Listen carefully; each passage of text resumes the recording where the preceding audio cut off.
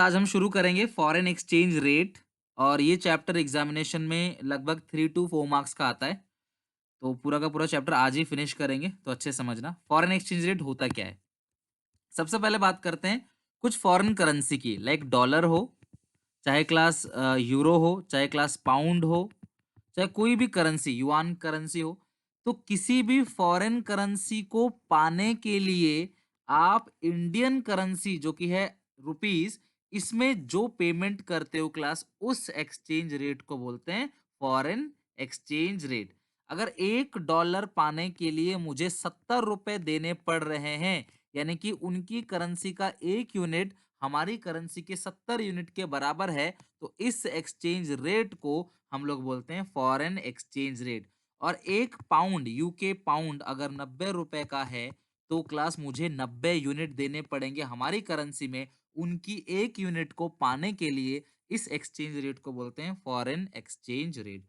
कुल मिला के किसी भी सामान की कीमत, लाइक आप पेन खरीदते हो, 1 पेन इज इक्वल टू ₹10। एक पेन खरीदते हो आप 10 रुपए का, तो इस ये किसका रेट है? ये है पेन का रेट। उसी तरीके से 1 डॉलर है 70 रुपए का, तो ये किसका रेट है बच्चों? इस डॉलर को, या इस युआन को, या क्लास इस यूरो को, या इस पाउंड को मैं क्या नाम देता हूं? Foreign exchange. समझ रहे हो बात को? Foreign exchange. तो फॉरेन एक्सचेंज को खरीदने के लिए जो रेट है, उस रेट को हम लोग बोलते हैं foreign exchange rate. Foreign currency की 1 यूनिट को पाने के लिए डोमेस्टिक करेंसी में आप जो पे कर रहे हो, उस रेट को बोलते हैं फॉरेन एक्सचेंज रेट। क्लियर है यहां तक? तो क्या है चेक करते हैं। इसमें लिखा है कि foreign exchange rate refers to the rate at which 1 unit of foreign currency can be exchange for number of units in domestic currency. यानी कि फॉरेन करेंसी की 1 यूनिट को पाने के लिए आप डोमेस्टिक करेंसी की जितनी यूनिट को पे करते हो क्लास, इस रेट को बोलते हैं फॉरेन एक्सचेंज रेट। और it is the price paid in domestic currency in order to get 1 unit of foreign currency. तो फॉरेन करेंसी की 1 यूनिट को पाने के लिए डोमेस्टिक करेंसी में जो भी आप अमाउंट पे कर रहे हो, उस रेट को बोलते हैं फॉरेन एक्सचेंज। लाइक 1 डॉलर जो है वो 75 रुपए का हमने मान लिया, और यानी कि 1 रुपए से हम सिर्फ 1/75 डॉलर ही खरीद सकते हैं। अब आते हैं एक्सचेंज रेट के टाइप्स के ऊपर। तो एक्सचेंज रेट क्लास दो टाइप के होते हैं, ध्यान से समझना। एक्सचेंज रेट होते हैं दो टाइप के। पहला होता है फिक्स्ड एक्सचेंज रेट सिस्टम, दूसरा होता है फ्लेक्सिबल और floating exchange rate system. Fixed exchange rate system और फ्लोटिंग एक्सचेंज रेट सिस्टम।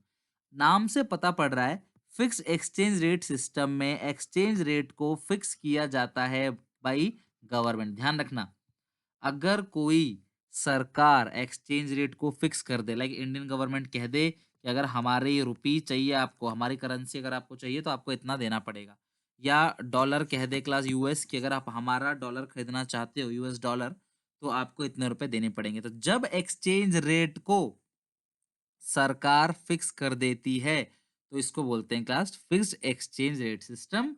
जो आजकल क्लास नहीं चलता, ये पुराने जमाने में चलता था, अब नहीं चलता है। अब डॉलर का जो रेट है वो सरकार नहीं डिसाइड करती, वो मार्केट डिसाइड करती है। तो वो कैसे होगा क्लास, हम आगे देखेंगे। फिक्स्ड एक्सचेंज रेट सिस्टम के दो पार्ट हैं। पहला है gold standard system of exchange, जो 1914 तक चला, 1870 से। और दूसरा Britain would system of exchange. तो दो एक्सचेंज रेट है क्लास, मतलब फिक्स्ड और फ्लेक्सिबल। फिक्स के दो पार्ट है, दो वेरिएंट है, गोल्ड स्टैंडर्ड और ब्रिटेन वुड्स। क्लास ये गोल्ड स्टैंडर्ड क्या होता है, मैं सिंपल सी भाषा में समझाता हूँ, एग्जामिनेशन में वैसे कम आता है, बट मैं आपको समझा देता हूँ होता क्या है। क्लास समझना, इसमें क्या होता है, 1920 से पहले ना हर कंट्री अपनी करेंसी की वैल्यू रख देती है इन टर्म्स ऑफ गोल्ड। ध्यान रखना, लाइक अमेरिका ने कह दिया कि अगर आपको 1 डॉलर चाहिए तो आपको 2 ग्राम गोल्ड देना पड़ेगा। यूके ने कह दिया अगर आपको 1 पाउंड चाहिए तो आपको 4 ग्राम गोल्ड देना पड़ेगा। यूरो ने कह दिया अगर आपको 1 यूरो चाहिए तो आपको 3 ग्राम गोल्ड देना पड़ेगा। तो यानी कि हर कंट्री ने अपनी करेंसी की वैल्यू रख दी किसमें? गोल्ड में।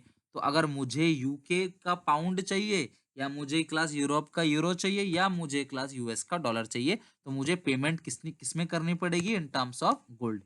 तो मुझे सोना देना पड़ेगा उनको मुझे गोल्ड देना पड़ेगा। आ रही है बात समझ? गोल्ड देना पड़ेगा। तो क्लास इस सिस्टम में क्लास क्या होता है कि हम गोल्ड देकर करेंसी को खरीदते हैं। लेकिन इस सिस्टम के बहुत सारे बैकवर्ड्स था, बहुत सारा ड्रॉबैक था। सोना ना हो किसी के पास, तो वो कैसे एक्सचेंज करेगा? तो ऐसी बहुत सारी समस्या की वजह से ये सिस्टम अब प्रेजेंटली नहीं चलता है। ठीक है? Each country was to define the value of its currency in terms of gold accordingly. जैसे एक यूके पाउंड 4 ग्राम गोल्ड है और एक यूएस डॉलर 2 ग्राम गोल्ड, यानी हर कंट्री अपनी करेंसी की वैल्यू गोल्ड में सेट करती थी, जिसको बोलते हैं gold standard system of exchange. तो गोल्ड जो था वो एक कॉमन यूनिट था।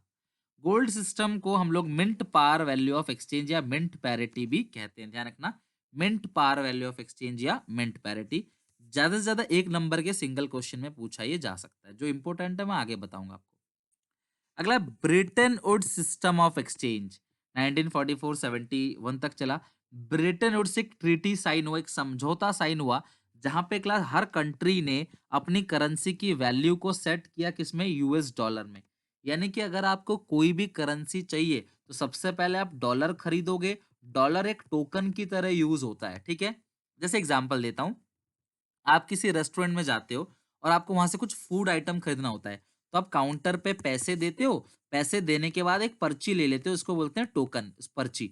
और उस पर्ची को देकर आप क्या कर सकते हो क्लास? काउंटर पे से चीजें खरीद सकते हो। उसी तरीके से अगर मुझे किसी भी देश की करेंसी चाहिए तो मैं पहले क्या खरीदूंगा? डॉलर। और फिर डॉलर से मैं कोई भी देश की करेंसी खरीद सकता हूँ। इसको हम लोग adjustable peg system of exchange भी कहते हैं। क्या कहते हैं? Adjustable peg system of exchange, peg system of exchange. अब मैं रिपीट करता हूँ क्लास शुरू से एक बार। क्लास फॉरेन एक्सचेंज क्या होता है? सिर्फ फॉरेन एक्सचेंज क्या होता है? Foreign currency. Sir foreign currency बोल सकते हैं इसको? बिल्कुल कह सकते हो। फॉरेन एक्सचेंज कह लो, फॉरेन करेंसी कह लो, एक ही बात है। तो फॉरेन एक्सचेंज को खरीदने के लिए जो रेट डिसाइड होता है, जो भाव डिसाइड होता है, उस रेट को बोलते हैं foreign exchange rate.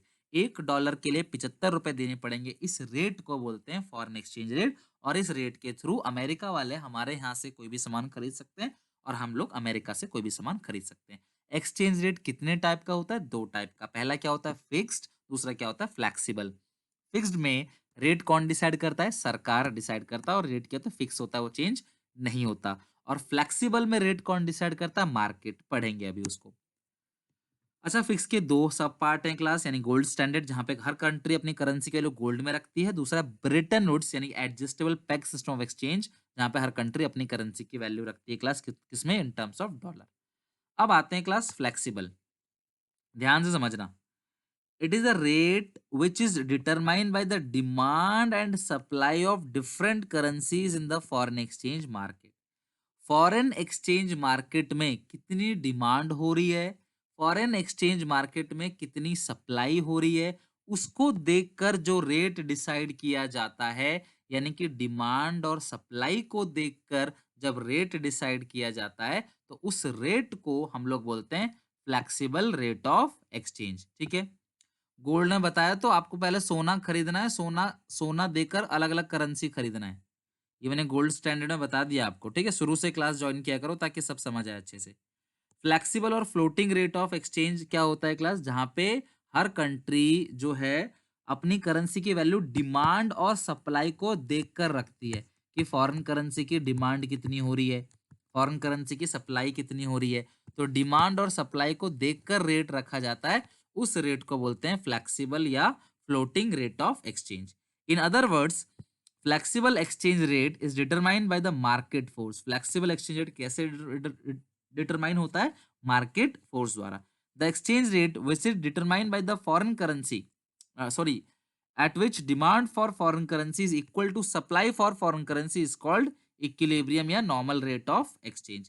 It is a flexible rate because it tends to change in according with the change in demand or supply for different currencies in foreign exchange market. Class कुल मिलाकर dollar की demand कितनी हो रही है और dollar की supply कितनी हो रही है, इस चीज को देखकर डॉलर का रेट रखा जाता है, डॉलर की डिमांड और सप्लाई को देखकर। और जहां डॉलर की डिमांड, डॉलर की सप्लाई दोनों आपस में बराबर होता है, उस रेट को हम लोग बोलते हैं class equilibrium rate of exchange. आगे जाके देखेंगे डायग्राम वगैरह। इस रेट को बोलते हैं इक्विलिब्रियम रेट ऑफ एक्सचेंज। लेकिन सेशन 2021 के अंदर फ्लेक्सिबल में मार्केट में रेट कैसे डिसाइड किया जाता है वो चीज हमको नहीं पढ़ना है। वो हमारे सिलेबस से आउट है, तो मैं उसके बारे में कोई डिस्कशन अभी नहीं करूँगा। क्लियर है? बट हाँ, इतना ध्यान रखना कि फ्लेक्सिबल एक्सचेंज रेट वो रेट होता है जहाँ पे रेट कौन डिसाइड करता है क्लास? मार्केट में होने वाला डिमांड और मार्केट में होने वाली सप्लाई। आप ये कह सकते हो रेट कौन डिसाइड करता है? मार्केट फोर्स, यानी कि डिमांड और सप्लाई फैक्टर को देखकर रेट डिसाइड किया जाता है फ्लेक्सिबल में। और जहाँ डिमांड सप्लाई बराबर होता है उस रेट को बोलते हैं इक्विलिब्रियम या par rate of exchange. Next, demand for foreign exchange. अब सवाल ये है कि सर फॉरेन करेंसी हमको चाहिए ही क्यों? हमें डॉलर क्यों चाहिए? Why foreign exchange is demanded and what are the source of demand for foreign exchange? अब आप बोलोगे हाँ सौम्या पूछो, कोई डाउट हो तो फटाफट बोलो। सौम्या बोलो। सर मुझे ये डाउट था कि ऐसे कैपिटलिस्ट इकोनॉमी में भी चलता है क्या फ्लक्चुएटिंग वाला एग्जैक्टली सिस्टम? जो आपने कैपिटलिस्टिक इकोनॉमी पढ़ा है ना, सेम टू सेम वही यही है, यही सेम है बिल्कुल। और क्या सोशलिस्टिक इकोनॉमी में? सोशल में तो सरकार डिसाइड करती है ना, उसमें वो एक्सचेंज रेट नहीं होता है, वो तो इकोनॉमिक प्लानिंग होती है कि इकोनॉमी के अंदर क्या क्या बनाना है। जैसा आपने कैपिटलिस्टिक इकोनॉमी में पढ़ा ना कि जहाँ पे डिमांड और सप्लाई मतलब इक्वल रहता है, वहां पे वो लोग प्रोडक्शन करते हैं, ये सेम टू सेम वैसा ही है। जहाँ पे फॉरेन करेंसी की डिमांड और सप्लाई, जो गोल्ड की कीमत देखते हो ना आप, सोना महंगा हो जाता है, सोना सस्ता हो जाता है, डॉलर महंगा हो जाता है, डॉलर सस्ता हो जाता है, सेम वही चीज जो है यहाँ मार्केट में भी अप्लाई है। जैसे गोल्ड का रेट अप एंड डाउन होता है ना, उसी तरीके से जो फॉरेन करेंसी है ना, उसका रेट भी अप एंड डाउन होता है। वो मार्केट में डिपेंड करता है कि पूरे वर्ल्ड में कितनी डिमांड हो रही है। तो अगर हम लोग ज्यादा अमेरिकन प्रोडक्ट खरीदेंगे ना, तो अमेरिका का डॉलर जो है वो हमारे लिए महंगा हो जाएगा। वो डिमांड सप्लाई फैक्टर पे डिपेंड करता है। कैसे, उसको हम देख लेंगे अभी। मतलब कैपिटलिस्टिक इकोनॉमी जैसा ही है, लेकिन यहाँ पे कोई सोशल और मिक्स इकोनॉमी नहीं है। मैं समझाने के लिए बोल रहा हूँ, कैपिटलिस्टिक में जैसे रेट डिसाइड होता था, इसमें वैसा ही है। ओके। यस चल सर, थैंक यू। चलो नेक्स्ट देखते हैं इसके बाद। हाँ, अब सवाल ये है कि हम फॉरेन करेंसी की डिमांड क्यों कर रहे हैं? आपको आप बोलोगे सर आज तक हमने तो डॉलर की डिमांड नहीं की। हम तो आईफ़ोन चलाते हैं, हमारे पास अमेरिका का आईफ़ोन है, हार्ले डेविडसन है, पर हम लोगों ने तो कभी अमेरिका डॉलर की डिमांड नहीं की, तो हम तो रुपए से ही खरीद लेते हैं। भैया तुम तो रुपए से खरीद लेते हो, लेकिन तुम जिससे खरीदते हो वो डायरेक्टली अमेरिका से खरीदता है, तो वो अमेरिका को उसके डॉलर देगा। तो अल्टीमेटली अगर मैं आईफ़ोन की डिमांड करूँगा, तो डॉलर की जो डिमांड है वो भी क्या होगी? बढ़ेगी। तो सवाल ये है, ये तीनों क्वेश्चन का एक ही आंसर है। चेक कर लो फटाफट क्या लिखा हुआ है। कि डॉलर की डिमांड होती क्यों है? क्लियर है क्लास? डॉलर की डिमांड क्यों होती है? तो पहला, to purchase goods and services from other country. हमें सामान खरीदना है बाहर देश से, तो हम डॉलर की डिमांड करते हैं।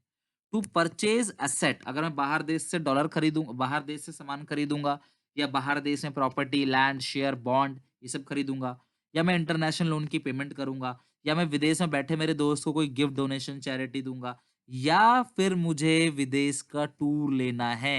अगर मुझे class London, New York, Paris, US इन सब का टूर लेना है, तो भी मुझे फॉरेन करेंसी की ज़रूरत पड़ेगी। मैं फॉरेन करेंसी की डिमांड करूँगा। लाइक अगर मुझे पेरिस जाना है घूमने, तो मैं यूरो की डिमांड करूँगा, मुझे यूरो चाहिए। तो मैं जाके एयरपोर्ट पे ही यूरो एक्सचेंज करा लूँगा। मैं रुपए दे दूँगा ₹80 और मुझे 1 यूरो मिल जाएगा।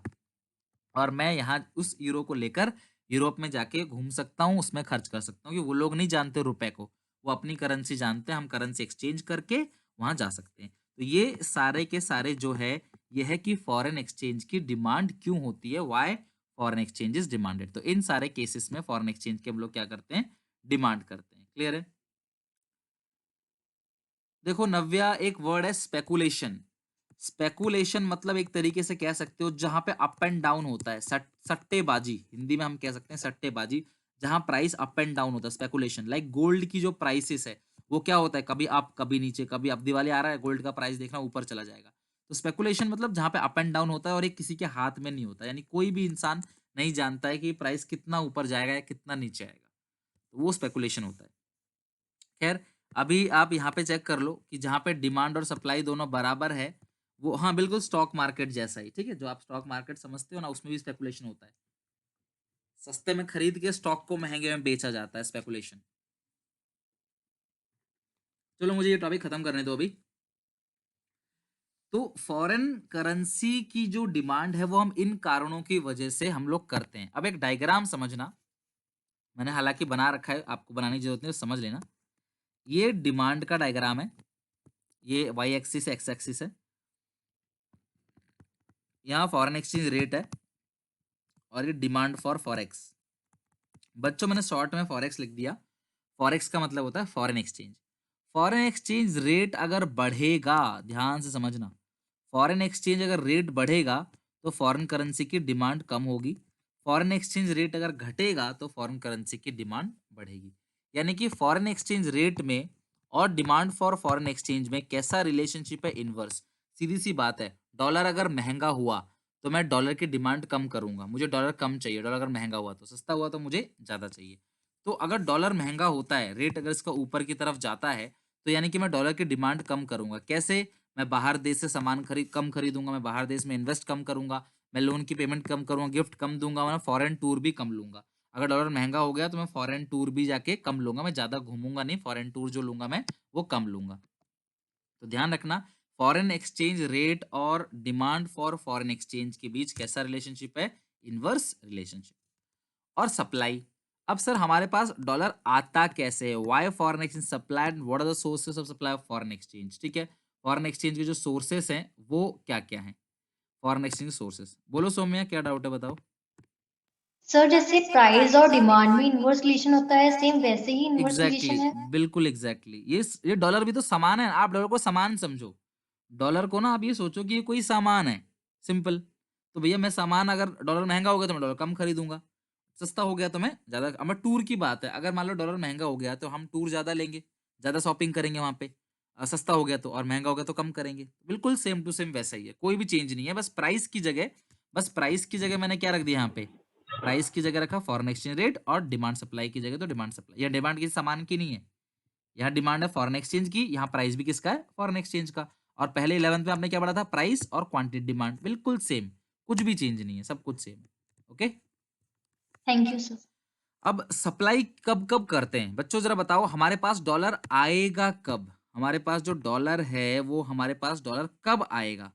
तो हमारे पास कब आएगा डॉलर? जब हम बाहर देश में एक्सपोर्ट करेंगे, जब हम सामान को बेचेंगे तब हमारे पास डॉलर आएगा, ठीक है। और जब बाहर देश के लोग हमारे यहाँ इन्वेस्ट करेंगे तब डॉलर आएगा। क्लियर है क्लास यहाँ तक? तब शरस मैं मैनेज फ्लोटिंग आगे समझाऊंगा, डोंट वरी, मैनेज फ्लोटिंग आगे समझाऊंगा। बिल्कुल नव्या, डिमांड के बिल्कुल उल्टे पॉइंट है, ठीक है। तो फॉरेन डायरेक्ट इन्वेस्टमेंट, अगर मान लो बाहर देश से, बच्चों ये एफडीआई क्या होता है हम पढ़ेंगे आगे चैप्टर में भी, बट मैं अभी के लिए बता दूं, जब बाहर देश से ना इंडिया में आकर कोई इन्वेस्टमेंट करता है तो उस चीज को बोलते हैं फॉरेन डायरेक्ट इन्वेस्टमेंट। तो अगर वो हमारे देश में आके इन्वेस्ट करेगा तो हमारे देश में करेंसी आएगी, सप्लाई आएगी, हमको गिफ्ट मिलेगा, डोनेशन मिलेगा, चैरिटी, रेमिटेंस मतलब किसी ने पैसा दिया, ठीक है, बाहर देश से, तो हमारे पास पैसा आएगा। Supply of foreign exchange also comes when foreign tourist comes into home country. अगर बाहर देश से घूमने यात्री आते हैं तो हमारे पास फॉरेन करेंसी आएगा, और ये बहुत अच्छी बात है।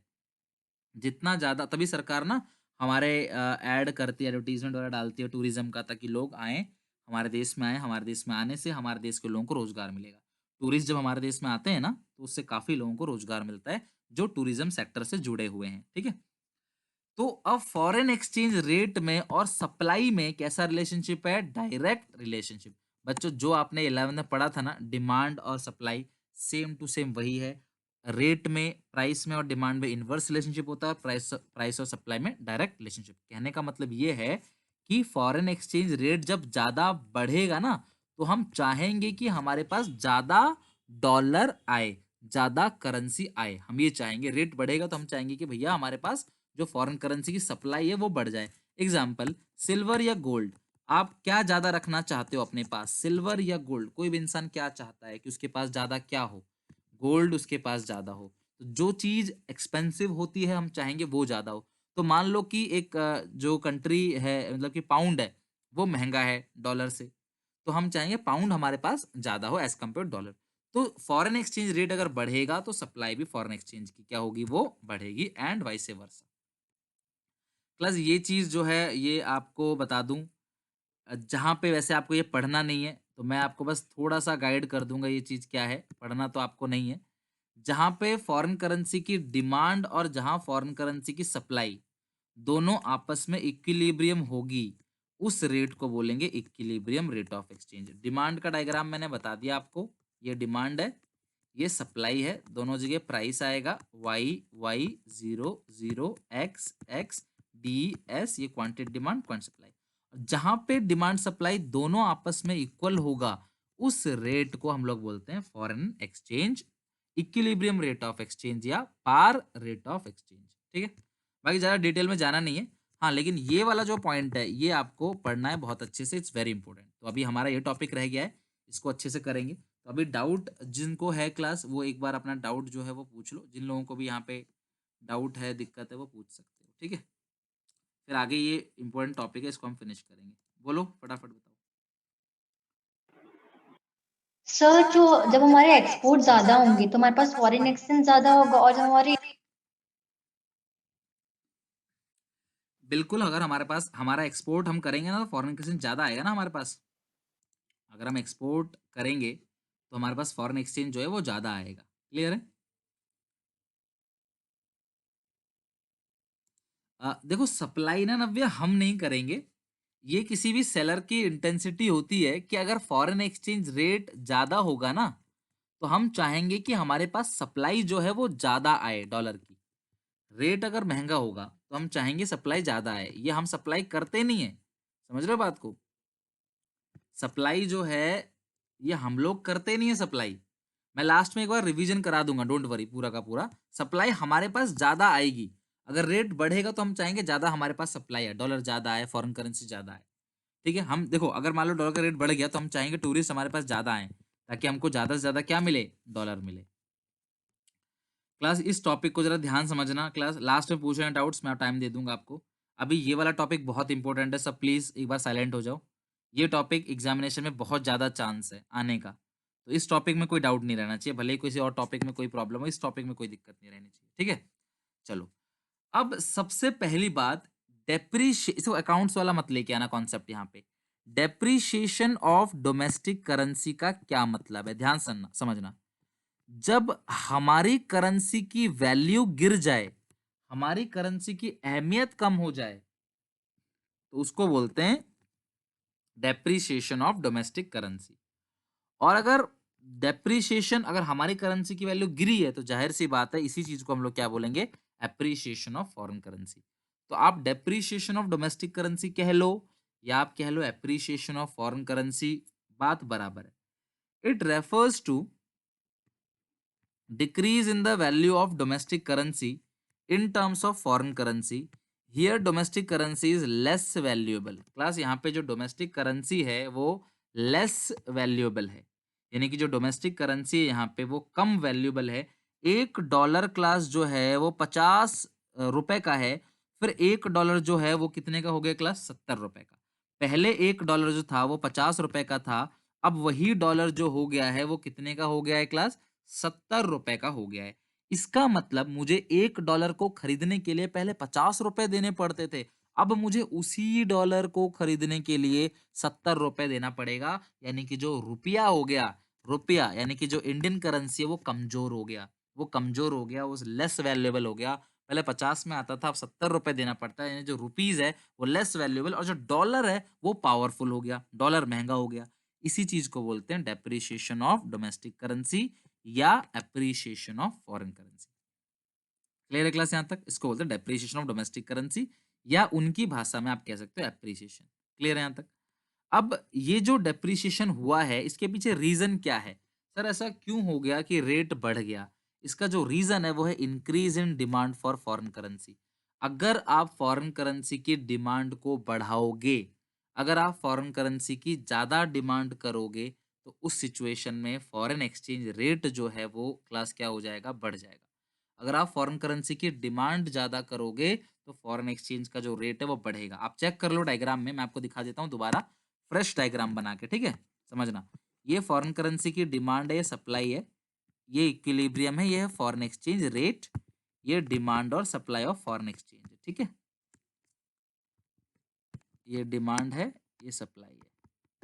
अगर मैं फॉरेन करेंसी की डिमांड ज्यादा करूंगा कि मुझे ज्यादा डॉलर चाहिए, डिमांड करने का मतलब मैं ज्यादा बाहर सामान खरीदूंगा, मैं टूर ज्यादा लूंगा, या क्लास मैं बाहर गिफ्ट डोनेशन चैरिटी दूंगा, इंटरनेशनल लोन की पेमेंट करूंगा, उनको इंटरेस्ट दूंगा, तो रेट डॉलर का जो है क्लास क्या हो जाएगा, बढ़ जाएगा।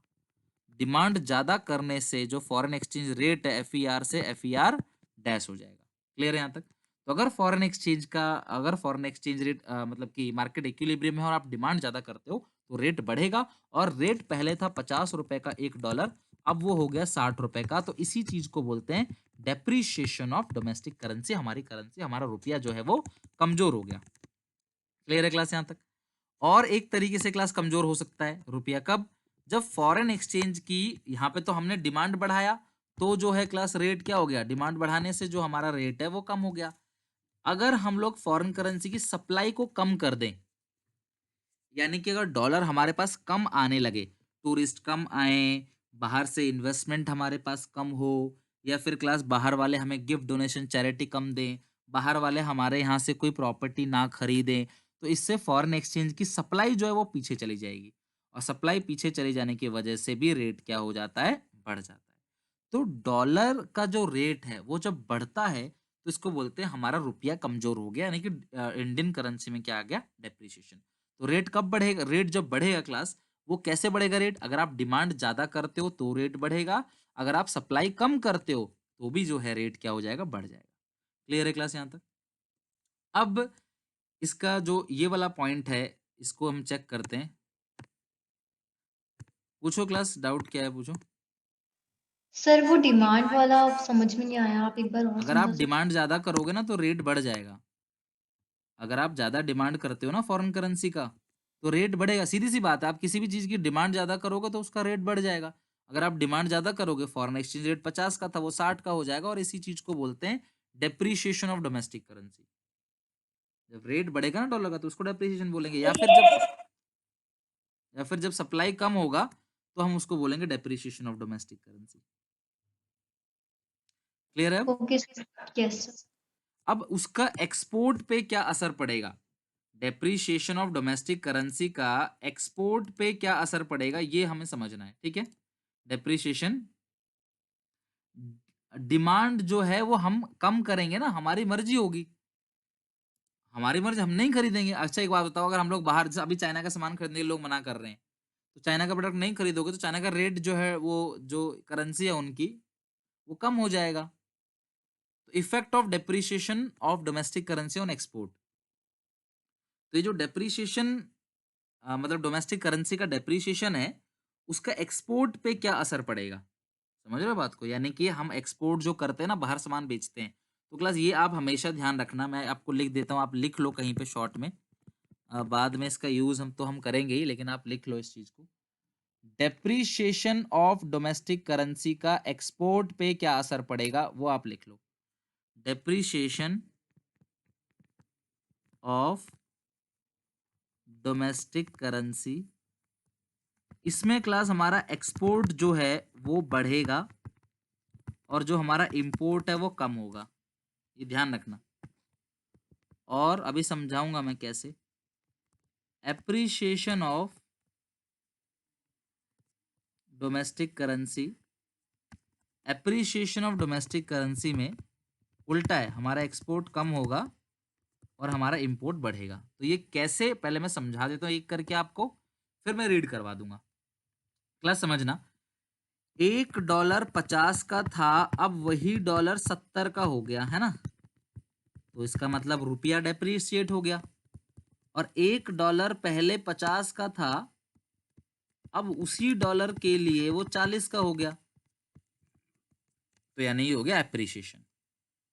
अब बात को समझना, एक्सपोर्ट का मतलब सेल, हम बाहर देश में बेच रहे हैं, और इंपोर्ट का मतलब हम बाहर देश से खरीद रहे हैं। एक्सपोर्ट मतलब हम बाहर देश में सामान बेच रहे हैं बाहर देश को, और इंपोर्ट का मतलब बाहर देश से हम सामान खरीद रहे हैं। तो depreciation of domestic currency, domestic currency का जो डेप्रीशिएशन है, डेप्रीशिएशन ऑफ डोमेस्टिक करेंसी में एक्सपोर्ट हमारा जो है वो बढ़ जाएगा और इंपोर्ट कम हो जाएगा। क्यों? क्योंकि पहले अमेरिका वाले हमारे पास आते थे $1 लेकर, और ₹50 की शॉपिंग करते थे। समझना ध्यान से, पहले अमेरिका वाले आते थे $1 लेकर, और यहाँ से ₹50 का सामान खरीद के ले जाते थे। आज वो $1 लेके आते हैं और ₹70 का सामान खरीद के ले जाते हैं, तो उनके लिए इंडिया से सामान खरीदना चीपर हो गया, यानी हमारा एक्सपोर्ट जो है वो क्या हो जाएगा? बढ़ जाएगा।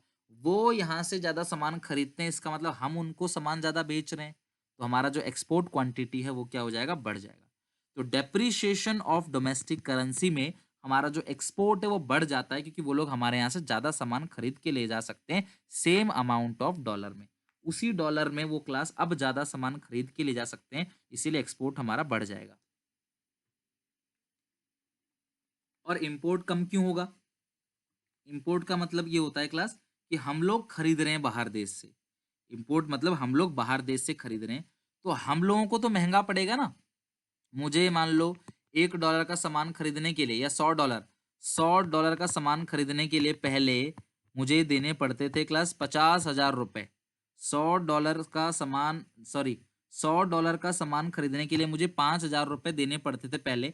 अब मुझे उसी $100 का सामान खरीदने के लिए 7,000 रुपए देना पड़ेगा। तो भैया मैं बाहर देश से सामान कम खरीदूंगा, हमारा इंपोर्ट कम होगा।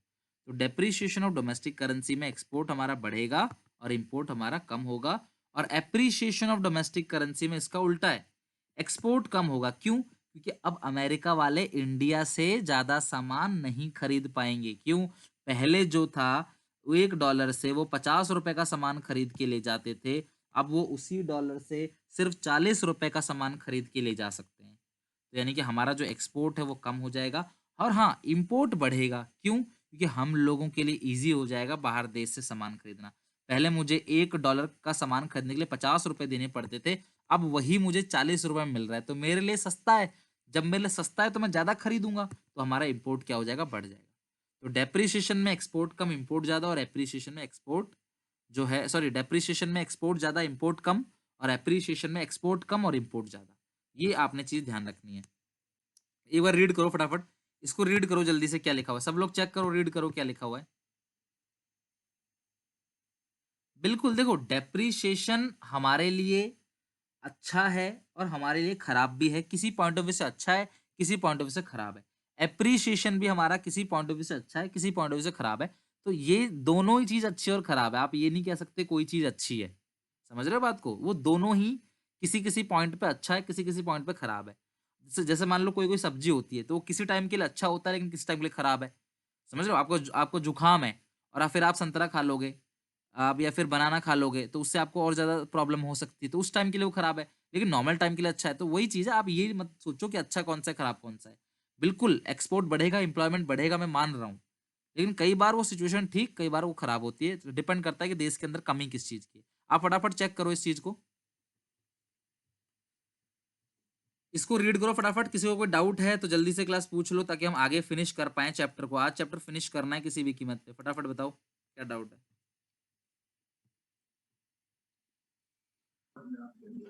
सर ये पर्टिकुलर कंट्री के लिए ही होता है? नहीं, कंट्री की नहीं, ये सबके लिए है, एक्सपोर्ट और इंपोर्ट। आप क्या पूछ रहे हो, किस चीज का मतलब, डेप्रिसिएशन, एप्रिसिएशन? हाँ सर, इसके लिए पूछ रहा था मैं सर।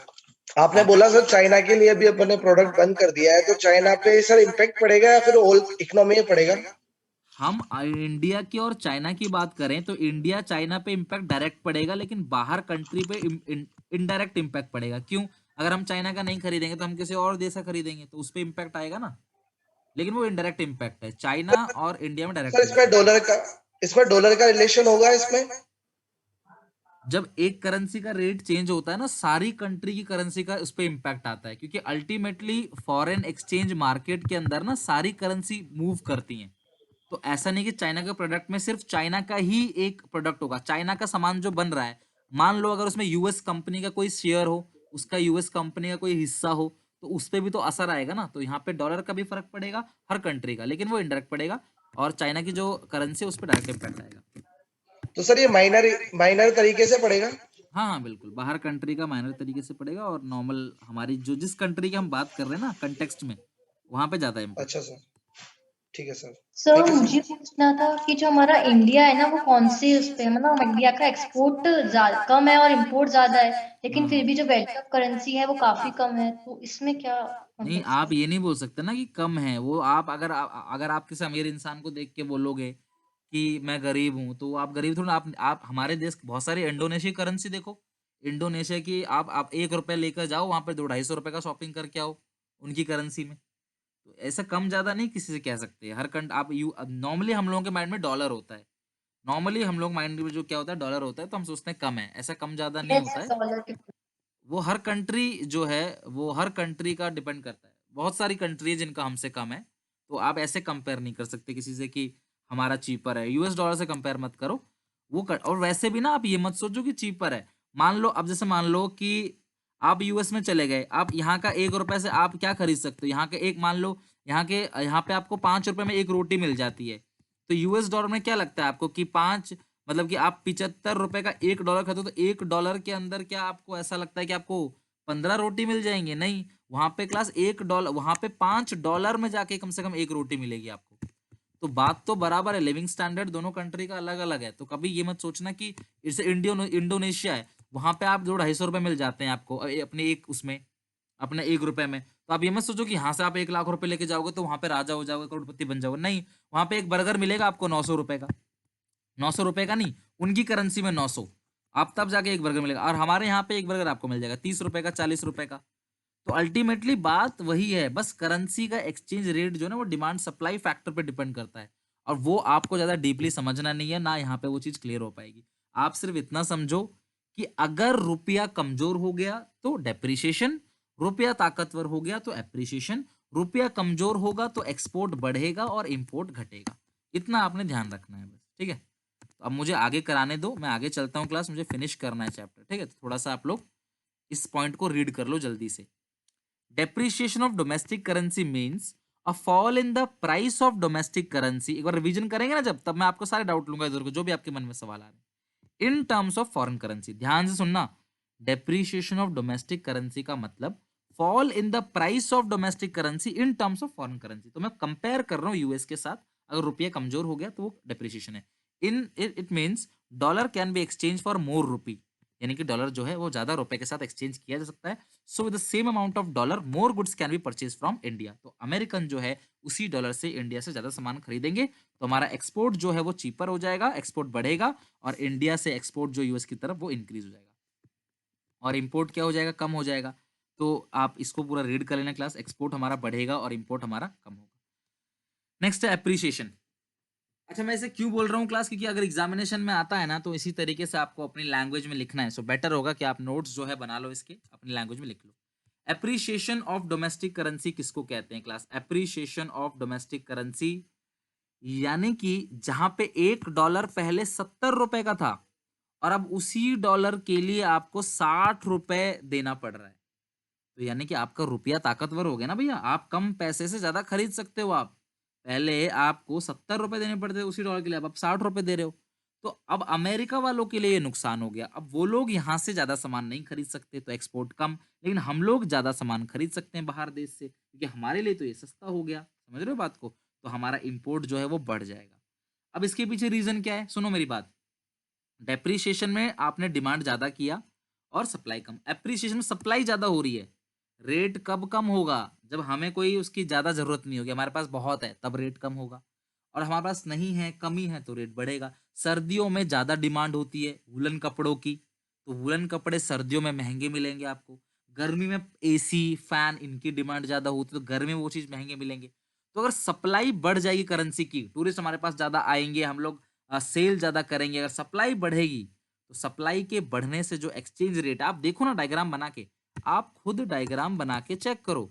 ये डिमांड है, सप्लाई है। अगर सप्लाई ज्यादा होगा तो नया पॉइंट ये हो जाएगा ई डैश, तो रेट क्या हो जाएगा, कम हो जाएगा। सप्लाई बढ़ने से रेट कम हो जाएगा। और अगर आप डिमांड करना छोड़ दो, आप नहीं खरीदो, भैया किसी दुकान का सामान मत खरीदो, आप देखना वो आपको डिस्काउंट देगा, ठीक है। तो ये पीछे की तरफ आ गया, तो जहां नया डिमांड नया सप्लाई कट कर रहा है, पॉइंट ये इक्विलिब्रियम। तो सप्लाई ज्यादा या डिमांड कम, इससे क्या होता है, एप्रिसिएशन होता है। तो हमारे पास सप्लाई ज्यादा आए तो अच्छी बात है। नेक्स्ट है increase in supply of foreign currency और decrease in demand for foreign currency. ये दोनों रीजन है किसका, एप्रिसिएशन का। और एप्रिसिएशन का एक्सपोर्ट पे क्या असर पड़ता है, एक बार चेक करो सब लोग, जरा इसको पॉइंट को पूरा रीड करो। Appreciation of domestic currency means fall in the price of foreign currency. यहाँ पे फॉरेन करेंसी का प्राइस कम हो गया इन terms of domestic currency. Foreign currency मतलब मैं डॉलर ले रहा हूं, और डोमेस्टिक करेंसी मतलब रुपी ले रहा हूं। It means foreigners have to spend more for purchase goods from India. अब विदेशियों को इंडिया से सामान खरीदने के लिए ज्यादा खर्चा करना पड़ेगा। So with the same amount of dollar less goods can be purchase from India.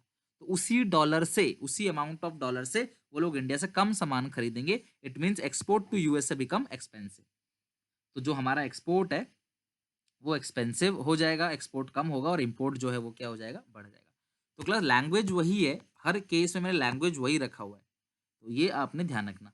वैसे कई लोग ये मानते हैं कि एक्सचेंज रेट 3 टाइप का होता है। एक्सचेंज रेट जो है वो 3 टाइप का होता है। तीसरा है मैनेज फ्लोटिंग। तो आप कह सकते हो मैनेज फ्लोटिंग जो है ना बच्चों, ये फिक्स्ड और फ्लेक्सिबल का मिक्स आप समझो, ठीक है। फिक्स्ड एक्सचेंज रेट और फ्लेक्सिबल एक्सचेंज का मिक्स है, और एग्जामिनेशन में 1 नंबर का चांस बहुत है इस टॉपिक से आने का, तो ध्यान से जरा समझना इसको। क्लास आप बात को समझना। मैं इसको ना एक छोटे से इनफॉर्मल एग्जाम्पल से मैं समझाता हूँ, जरा आप उसको समझो, ठीक है। बाकी जो डाउट्स है सब लास्ट में पूछना, ठीक है। अभी मुझे टॉपिक खत्म कराने दो इस टॉपिक को। क्या होता है मैनेज फ्लोटिंग? मान लो कि आप मतलब कि आप बाहर से जंक फूड खाते हो, आप फास्ट फूड खाते हो। मान लो आपको मोमोज बहुत पसंद है, ठीक है। आप मोमोज जो है वो खाते हो बाहर से। पहले एक प्लेट मान लो 30 रुपए का था, फिर ये 40 का हो गया, फिर एक प्लेट 50 का हो गया, फिर एक प्लेट 60 का हो गया। अब आप घर में आके बोलते हो कि भाई पहले पहले आप 30 रुपये मांगते थे मुझे मोमोज खाना है, फिर आप 40 रुपये, फिर आप 50 रुपये, फिर आप 60 रुपये। तो आपकी मम्मी बोलेगी कि भैया ये तो बहुत ज्यादा रेट बढ़ रहा है, बाहर से आप अगर मोमोज खरीद रहे हो तो मैं काम करती हूँ, तुम बाहर से मत खरीदो, मैं खुद मोमोज जो है वो घर पे बना के खुद मोमोज मैं आपको खिला दूंगी। तो ये रेट जो है, डिमांड कम होगा, रेट ये स्टेबल हो जाएगा, आप बाहर से खाना बंद कर दोगे। सेम यही सिस्टम क्लास मैनेज फ्लोटिंग में भी है। जब फॉरेन एक्सचेंज रेट कंटिन्यू बढ़ता रहता है, 50 का, 60 का, 70 का, तो उस सिचुएशन में reserve bank of India is the custodian of foreign exchange reserve. आप सबको याद होगा, मैंने जब रिजर्व बैंक ऑफ इंडिया के फंक्शन बताए थे आपको, तो उस सिचुएशन में बताया था कि RBI is the custodian of foreign exchange reserve. RBI जो है वो फॉरेन करेंसीज को अपने पास रखता है। RBI is the custodian of foreign exchange reserve. तो उस सिचुएशन में क्लास होता क्या है, आरबीआई फॉरेन करेंसी की सप्लाई को बढ़ा देता है। यानी कि देखो सुनो, मान लो रेट पहले 30 रुपए का था डॉलर का, अब रेट 40 का हो गया, फिर रेट 50 का हो गया, फिर रेट 60 का हो गया। तो रिजर्व बैंक ऑफ इंडिया कहता है कि हम 50 रुपए में आपको डॉलर दे देंगे, आपको बाहर से खरीदने की जरूरत नहीं है। तो ये रेट जो है कभी भी क्लास 50 से ऊपर जाएगा नहीं। क्यों? क्योंकि मान लो कोई कहता है 60 रुपए में डॉलर, तो हम क्या बोलेंगे, यार हमें तो आरबीआई दे रहा है डॉलर 50 रुपए में, तो हम 60 में किसी और से क्यों खरीदें। तो आरबीआई सप्लाई को बढ़ा देता है एक्सचेंज रेट को कंट्रोल करने के लिए। कुल मिला के मैनेज फ्लोटिंग के अंदर जब फॉरेन करेंसी का रेट कंटिन्यू बढ़ता रहता है, यानी जो डोमेस्टिक करेंसी वो हैवी डेप्रिशिएट हो जाती है, तो उस सिचुएशन में reserve bank of India foreign currency की सप्लाई को बढ़ा देता है। और जब फॉरेन करेंसी की सप्लाई बढ़ जाती है तो आप सबको पता है कि जो एक्सचेंज रेट है वो क्या हो जाता है, कम हो जाता है। तो इस चीज को बोलते हैं मैनेज फ्लोटिंग, और इसको हम लोग डर्टी फ्लोटिंग भी कहते हैं। It is a system in which exchange rate is determined by the market force of demand and supply in international money market। यहाँ पे डिमांड सप्लाई के बेसिस पे ही रखा जाता है रेट को। But when the domestic currency is heavily depreciating, जब domestic currency की वैल्यू बहुत ज्यादा कम हो जाती है, तो उस सिचुएशन में रिजर्व बैंक ऑफ इंडिया इंटरवेंस यानी कि उल्लंघन करता है, बीच में आता है, इन्फ्लुएंस डालता है एक्सचेंज रेट के ऊपर, so that the exchange is rate is in with in desired limit, ताकि जो एक्सचेंज रेट है वो लिमिट्स के अंदर हो। इसे हम लोग डर्टी फ्लोटिंग भी कहते हैं। यहाँ पे आरबीआई सेल करता है foreign exchange in international money market so that supply of foreign exchange increases, और अगर supply of foreign exchange increase होगा तो एक्सचेंज रेट डाउन हो जाएगा। बच्चों इसको hybrid of fix and flexible exchange rate कहते हैं। हाइब्रिड मतलब मिक्स है ये फिक्स और फ्लेक्सिबल का।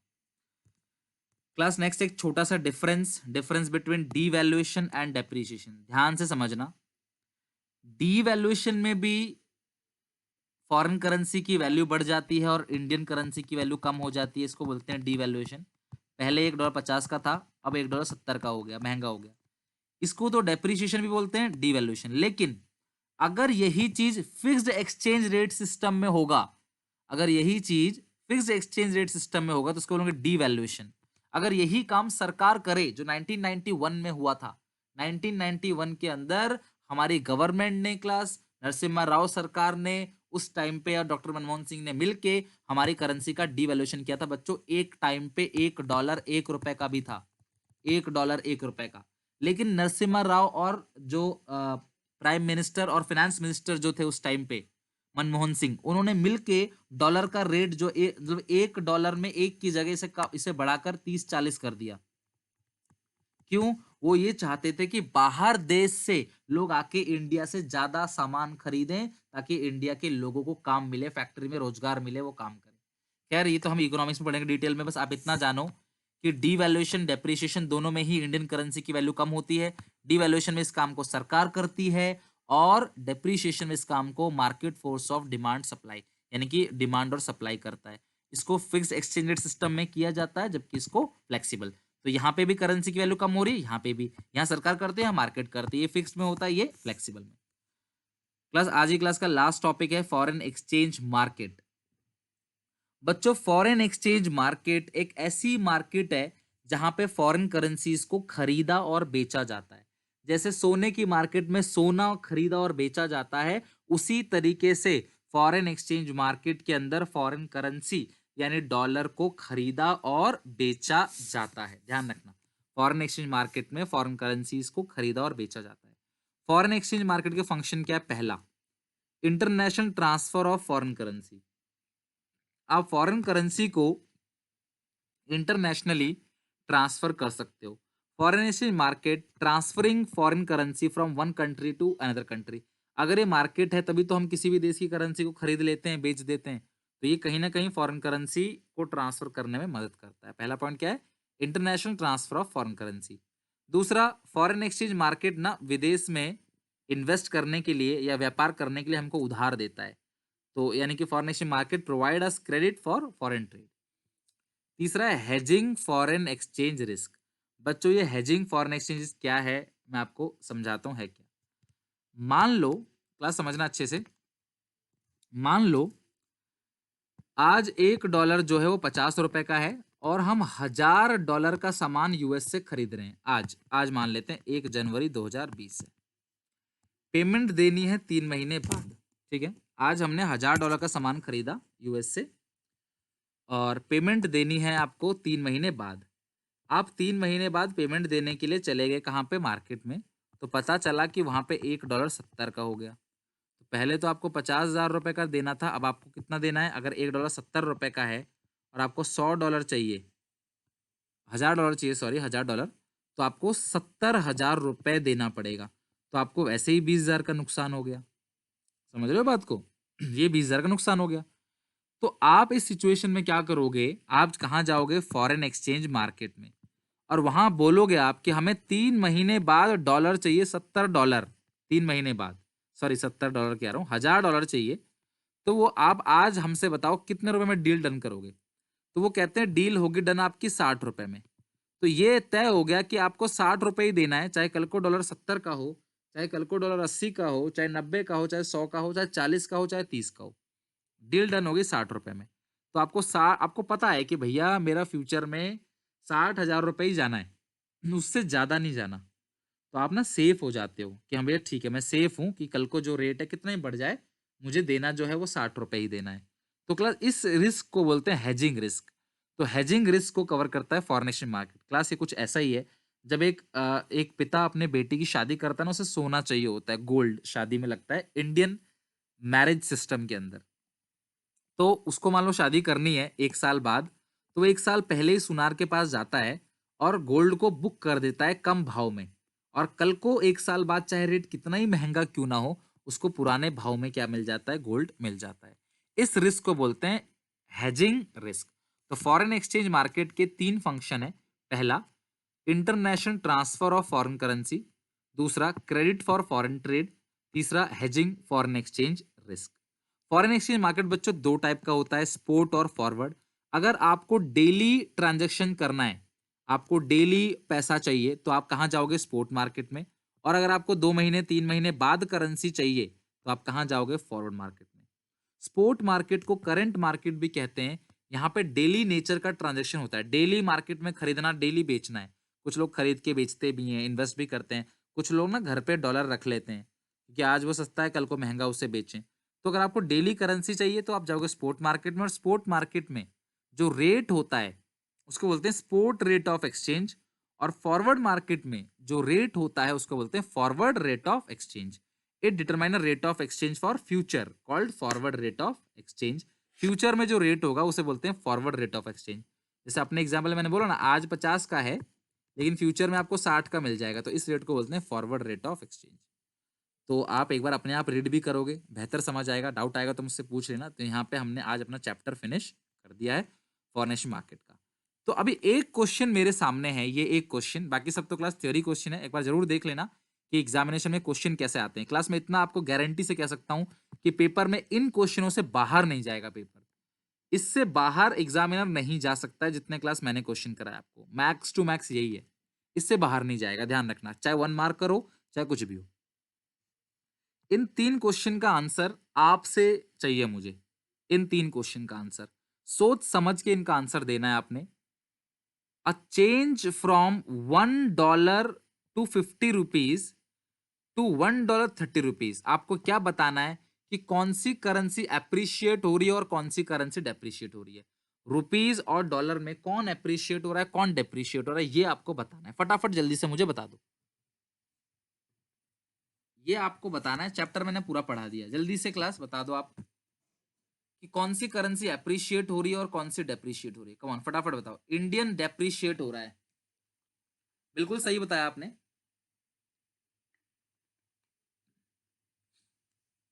इंडियन जो है वो डेप्रिशिएट हो रहा है, क्यों?